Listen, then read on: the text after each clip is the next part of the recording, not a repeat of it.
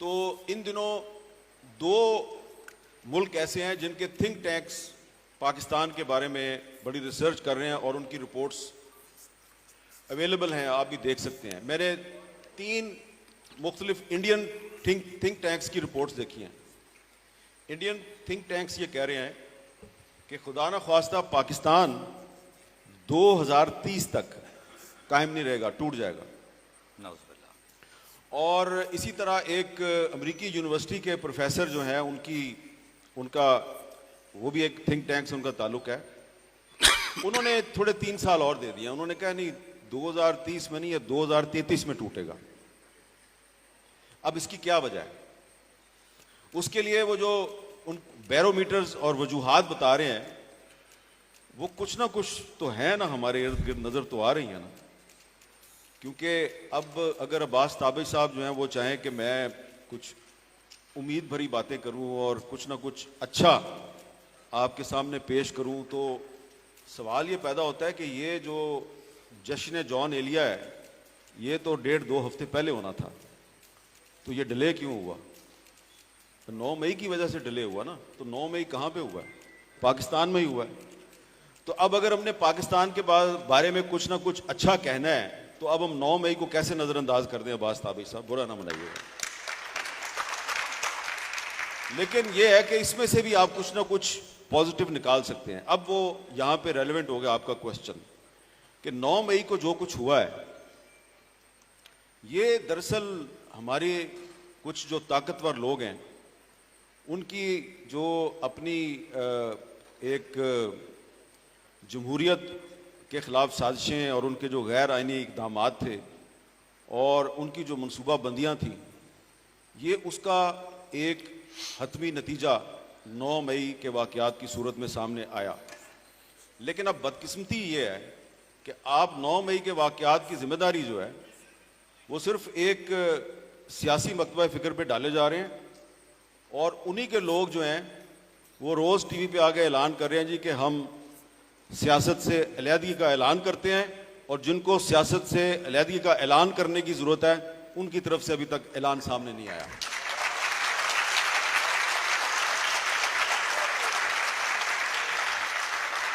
حامد نوری صاحب, تو یہ ہے سارے مسئلے کی وجہ کہ پاکستان کے مسائل کی وجہ یہ ہے کہ آئین اور قانون کی بالادستی نہیں ہے.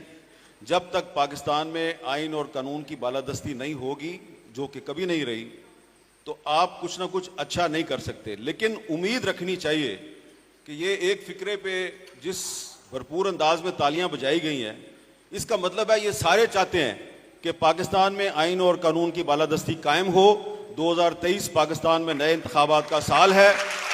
اس سال پاکستان میں ہر صورت میں انتخابات ہونے چاہیے, اور اگر آپ نے کچھ نہ کچھ پاکستان میں اچھا کرنا ہے تو اس کے لیے ضروری ہے کہ اس سال ہر صورت میں الیکشن کروائیں, خواہ کوئی بھی جیتے.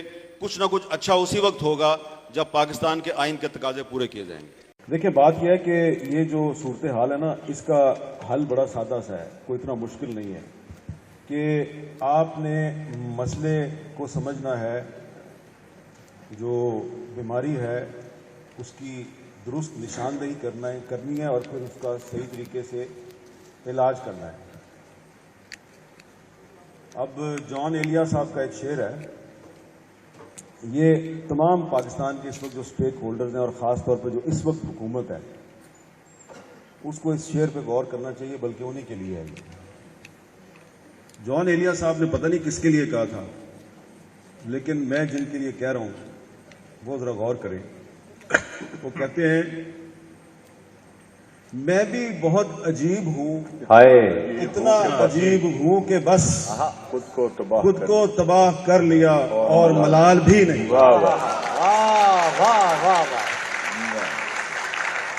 تو آپ نے اپنے آپ کو تباہ کر لیا اور آپ کو ملال بھی نہیں. یہ بات بالکل درست کہی سہیل صاحب نے کہ 2018 میں ایک حکومت کو کون لایا, لیکن اگر آپ نے مسئلے کو سمجھنا ہے, بیماری کو سمجھنا ہے, تو پھر اس کی صحیح نشاندہی کرنے کے لیے آپ کو یہ بھی پتہ کرنا پڑے گا کہ 2022 میں جو حکومت آئی اس کو کون لایا. اور اگر 2018 اور 2022 میں جو لانے والے ہیں وہ ایک ہی ہیں تو اب ان سے ہم لڑ تو نہیں سکتے. ان کے سامنے ہاتھ باندھ کے صرف درخواست ہی کر سکتے ہیں کہ بھائی پلیز خدا کے لیے یہ جو ہمارا آئین ہے کچھ اس کا بھی خیال کر لیں.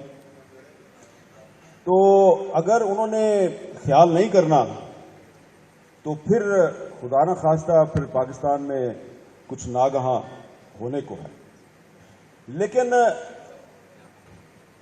میں کیونکہ پورے پاکستان میں گھومتا ہوں, نوجوانوں سے میری بڑی انٹریکشن ہوتی ہے, اس لیے میں بڑا پر امید ہوں, میں بڑا آپٹمسٹک ہوں, میں مایوس بالکل بھی نہیں ہوں.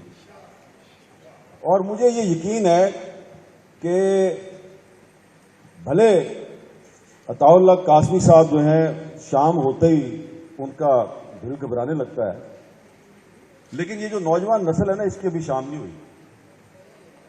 اور یہ جو کچھ نہ کچھ ہونے کو ہے اور ناگہاں ہونے کو ہے تو یہ ناگہاں کو ضرور شکست دیں گے. یہ اچھا, اب اس میں کچھ حقائق جو ہیں ان کو سامنے رکھنا چاہیے. ہمیں صرف کاغذی اور شاعرانہ باتیں نہیں کرنی چاہیے.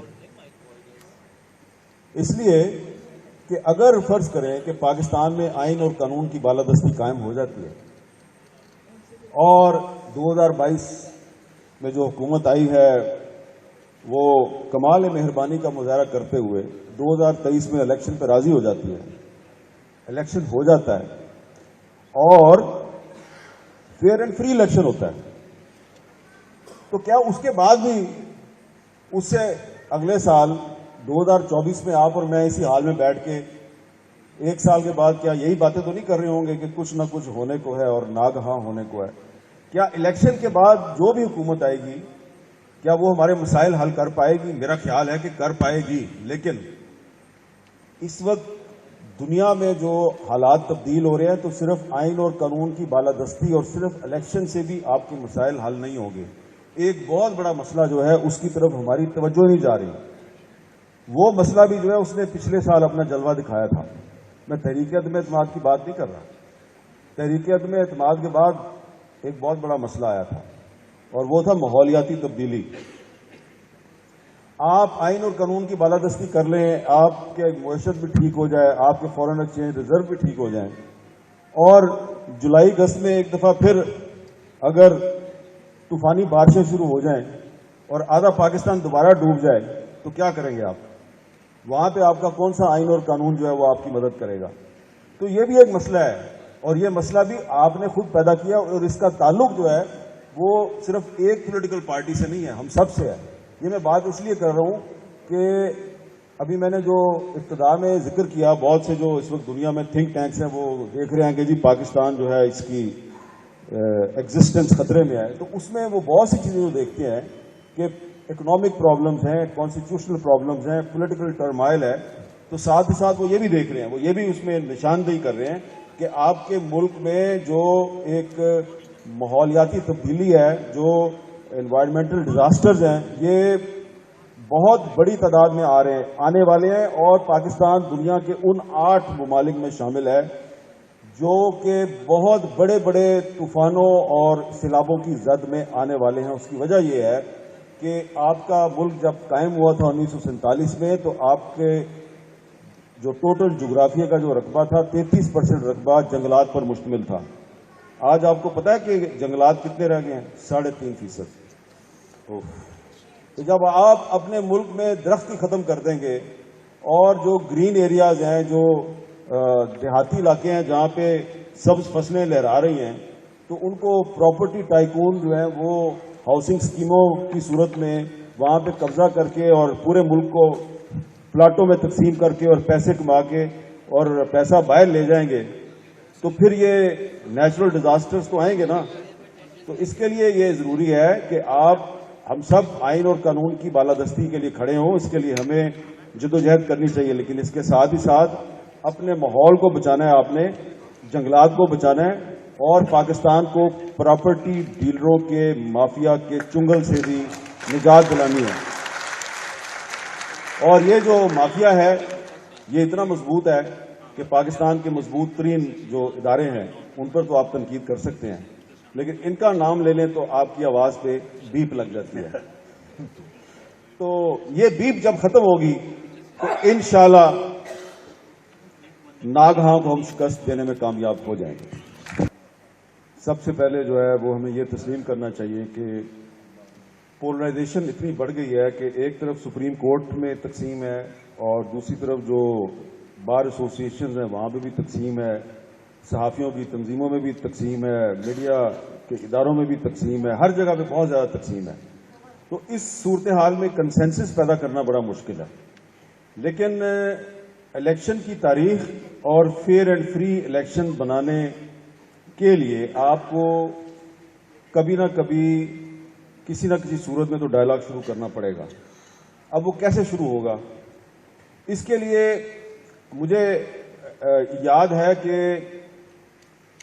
سن 2000 کی بات ہے، تقریباً آج سے کوئی 23 سال پہلے کی بات ہے. یہ وہ زمانہ تھا کہ جب مسلم لیگ نون اور پیپلز پارٹی والے جو ہیں وہ ایک دوسرے سے ویسے ہی نفرت کرتے تھے جیسی کہ آج کل پی ٹی آئی اور مسلم لیگ نون والے ایک دوسرے سے کرتے ہیں، یا پی ڈی ایم والے اور پی ٹی آئی والے ایک دوسرے سے کرتے ہیں.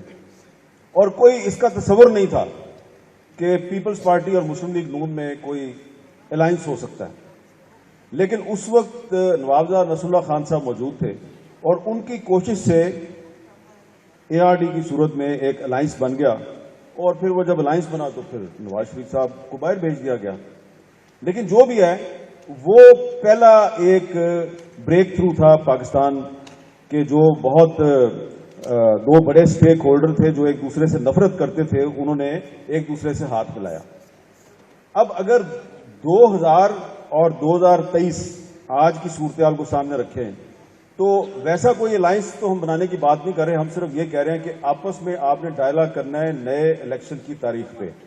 لیکن نئے الیکشن سے پہلے کو ماحول کو سازگار بھی تو بنانا نا آپ نے.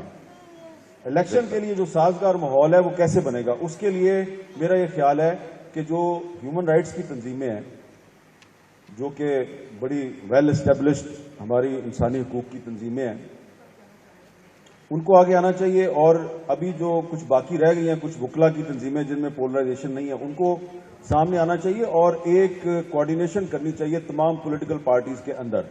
ان سے ملنا چاہیے. اس کے لیے پچھلے دنوں ایک کوشش شروع ہوئی بھی. اسلام آباد میں کچھ جو ہیومن رائٹس کی تنظیمیں ہیں انہوں نے ایک میٹنگ کی اور وہ میڈیا میں انہوں نے اس کو پبلسائز نہیں کیا.